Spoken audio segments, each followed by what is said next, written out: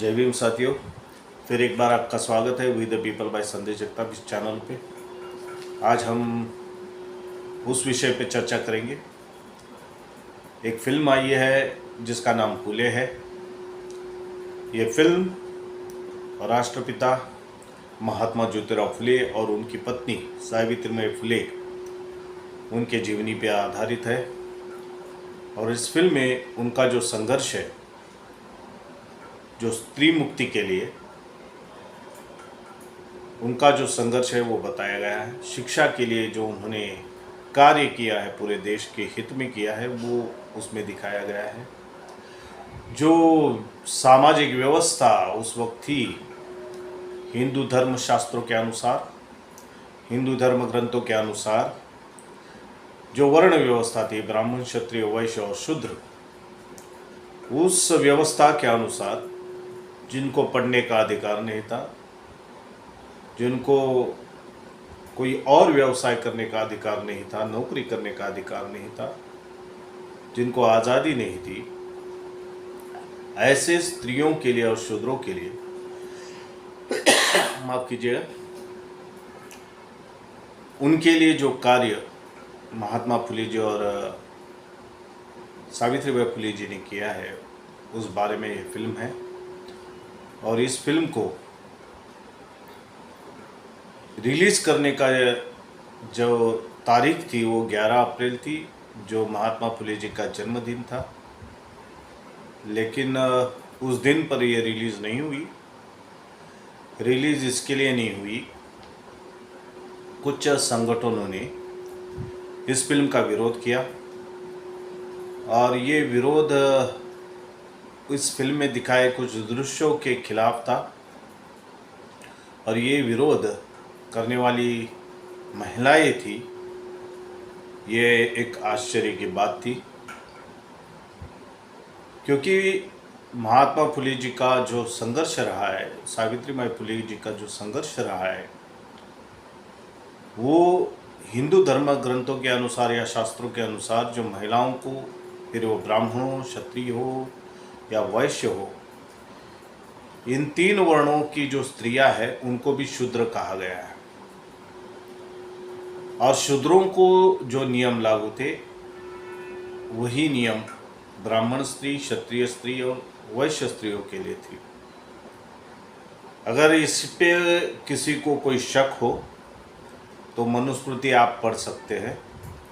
मनुस्मृति का जो 9वां अध्याय है वो स्त्रियों के लिए खास करके है, तो वो आप पढ़ सकते हैं। पढ़ने का अधिकार स्त्रियों को नहीं था, धनार्जन का भी अधिकार जो है वो स्त्रियों को नहीं था, कुछ निर्णय लेने का अधिकार वो स्त्रियों को नहीं था। और बहुत सारी स्त्रियों के खिलाफ, महिलाओं के खिलाफ कुरीतियाँ थी। उस कुरीतियों के खिलाफ महात्मा फुले जी का, सावित्रीबाई फुले का संघर्ष रहा है। और ये संघर्ष जो फिल्म के आधार पर अगर लोगों के सामने आ रहा था, तो जिन्होंने उस वक्त विरोध किया वही लोग अगर आज इस फिल्म का विरोध कर रहे हैं, इसका मतलब ये है कि आज भी व्यवस्था, ये जो सामाजिक व्यवस्था है वो खत्म नहीं हुई है। और वो भी विरोध करने के लिए महिलाओं का इस्तेमाल हो रहा है, उनको आगे किया जा रहा है। वो महिला जिनको आज पढ़ने का मौका मिला, हर क्षेत्र में आगे बढ़ने का मौका मिला, वो किसी हिंदू धर्म शास्त्रों की वजह से नहीं, हिंदू धर्म ग्रंथों की वजह से नहीं, बल्कि महात्मा फुले और सावित्रीबाई फुले जी के संघर्ष की वजह से। और वही आगे आके कह रहे हैं कि किसी धर्म विशेष या समाज विशेष के लोगों को गलत दिखाया जा रहा है। कुछ दिन पहले छावा नामक फिल्म आई थी, जिसमें औरंगजेब जो क्रूर शहंशाह था उसको दिखाया गया। उसकी सेना में 70% से ज़्यादा हिंदू होने के बावजूद भी उसको एक इस्लामी शहंशाह बताकर आज के मुसलमानों को सवाल पूछा गया मीडिया के माध्यम से। उनको दोषी ठहराया गया। और इसके विपरीत जब फुले फिल्म आती है तो जिन्होंने महात्मा फुले जी का उस वक्त विरोध किया, सावित्रीबाई फुले जी का उस वक्त विरोध किया, उस ब्राह्मण समाज को अगर इस फिल्म में दिखाया गया है तो उसमें गलत क्या है? आज का हिंदू ब्राह्मणों को सवाल तो नहीं पूछ रहा है, मीडिया भी नहीं पूछ रहा है कि भाई उस वक्त आपने ऐसा क्यों किया। आज भारत का संविधान लागू है, ये वर्ण व्यवस्था को मानना कानूनन गुनाह है, फिर भी इस दृश्यों को, इन दृश्यों को सेंसर बोर्ड को बोलकर काट दिया गया। तो इसका मतलब यह है कि आज भी अपनी श्रेष्ठता को बनाए रखने के लिए इस तरह से विरोध किया गया। अगर धर्म ग्रंथों ने ये सब चीजें लिखी हुई है, शास्त्रों में अगर ऐसा है तो उसका विरोध होना चाहिए था, ना कि फिल्म का। फिल्म तो बता रही है कि स्त्रियों को मुक्ति के लिए, उनकी शिक्षा के लिए, उनको आगे बढ़ाने के लिए जो सती की प्रथा थी या विधवा विवाह का जो विरोध होता था, बाल विवाह होता था लड़कियों का, बच्चियों का, उसके विरोध में अगर महात्मा फुले जी ने काम किया। उस वक्त विधवा अगर गरोदर होती थी यानी पेट से होती थी तो उसको जान देने के सिवा कोई और रास्ता नहीं था उनको बचाने के लिए। माफ कीजिएगा, उनको बचाने के लिए अगर सुधार गृह का निर्माण अगर महात्मा फुले जी ने किया तो ये जो मानवतावादी काम महात्मा फुले जी ने किया है उसको उस वक्त जो जिन लोगों ने विरोध किया वो तो बताना पड़ेगा। अगर छत्रपति संभाजी की हत्या अगर औरंगजेब ने की है तो की है, वो तो सत्य है, ऐतिहासिक तथ्य है, वो तो बताना ही पड़ेगा। उसी तरह से महात्मा फुले जी और सावित्रीबाई फुले जो है उनको जिन्होंने विरोध किया वो भी तो बताना पड़ेगा। साथ में जिन्होंने समर्थन किया वो भी बताना पड़ेगा। किसी समाज विशेष के विरोध में ये आंदोलन नहीं था, ये संघर्ष उस वक्त की कुरीतियां जो थी, जो सामाजिक असमानता थी, जो भेद था, स्त्री पुरुष भेद था, जो वर्ण भेद था, जो जाति भेद था, उसके खिलाफ जो महात्मा फुले जी का संघर्ष था, और उनको विरोध करने वाले लोग जो उस वक्त थे, अगर वही आज भी उसी चीज के लिए विरोध कर रहे हैं तो फिर ये आज इस आधुनिक युग में नहीं चलेगा। लेकिन फिर भी सेंसर बोर्ड ने उन दृश्यों को काट दिया। फिल्म छावा जितनी थिएटरों में चली दिखाई गई उतने थिएटर भी फुले जी को नहीं मिला, फुले फिल्म को नहीं मिला। ये तो बहुत ही भयावह बात है, बहुत खतरनाक बात है कि जो जिससे समाज में जागृति हो सकती है। महात्मा फुले जिनको राष्ट्रपिता कहा जाता है, उनका कार्य जो है पूरे देश भर में हर घर घर में पहुंच सकता था, उसके बारे में जो है सेंसर बोर्ड भी जो है पता नहीं क्यों, या जो फिल्म जगत है उस फिल्म को क्यों घर घर तक पहुंचाना नहीं चाहती है, क्यों लोगों तक पहुंचाना नहीं चाहती है। क्या ये जो व्यवस्था है, सामाजिक व्यवस्था, इसमें कुछ लोगों का आज भी पूरी तरह से वर्चस्व है? ये जो लड़ाई है ब्राह्मण और ब्राह्मणेतर की, या जिसको सत्यशोधक लड़ाई कहा जाता है, ये जो लड़ाई महात्मा फुले जी ने शुरू की, उस लड़ाई का, इस लड़ाई का जो परिप्रेक्ष्य है वो आज इतना बढ़ चुका है और इतना उसकी जागृति पूरे देश भर में हो रही है, तो उससे डर के मारे तो ये बात नहीं हो रही है। उनको थिएटर नहीं मिल रहा है, उनकी जो किताबें हैं महात्मा फुले जी की या सावित्री बाई फुले की जी जो किताबें हैं, उनकी जो कविताएं हैं, उनके जो लेख है, क्या उनको छुपाया जा सकता है?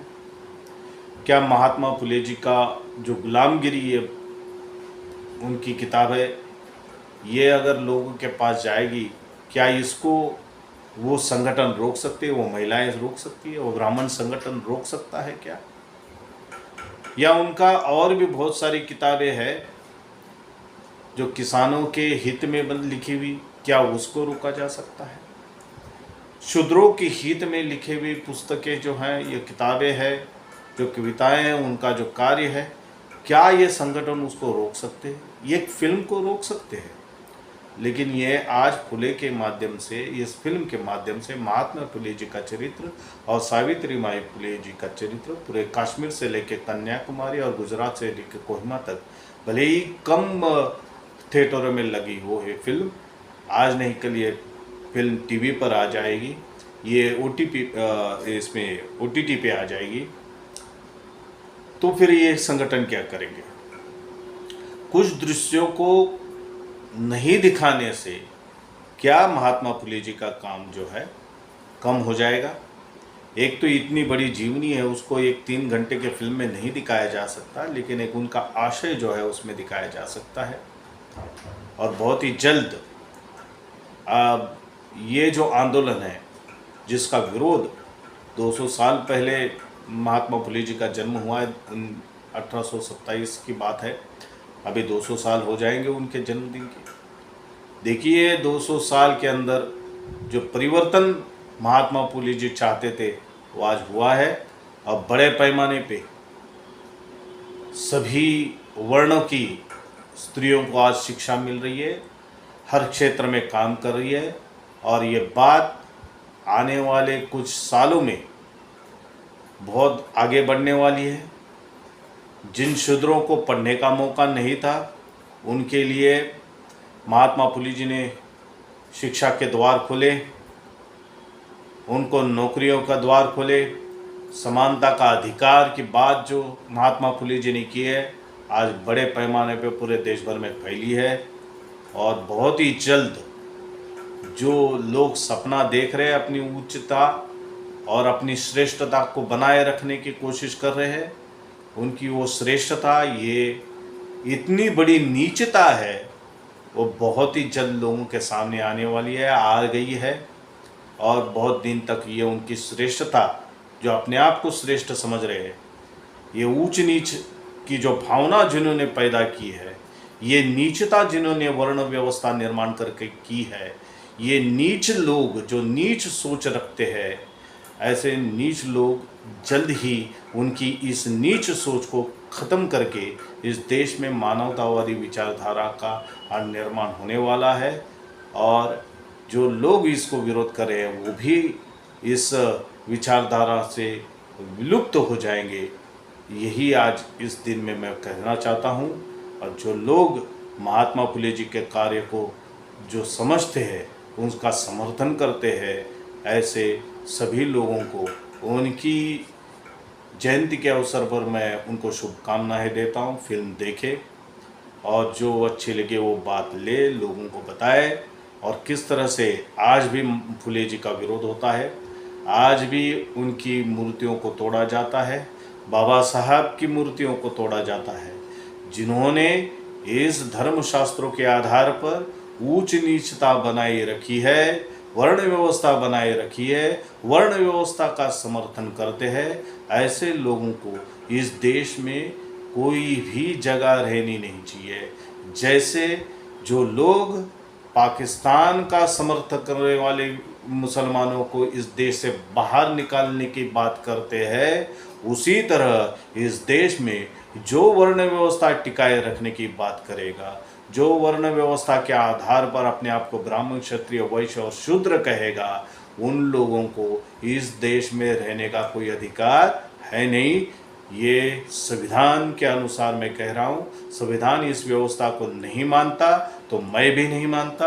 और जो लोग वर्ण व्यवस्था को नहीं मानते वही इस देश में रहेंगे, जो लोग वर्ण व्यवस्था को मानते हैं वो इस देश को छोड़कर कहीं भी चले जाए और अपना अपना खुद का देश बनाए जहाँ पे उनकी व्यवस्था बनाए रखे। तो इसलिए जो लोग वर्ण व्यवस्था के समर्थन में नहीं है, जो उसका विरोध करते हैं, वो इस फिल्म के बारे में, इस वीडियो के बारे में सोच विचार करें और अपना निर्णय आप खुद लें। जय भीम।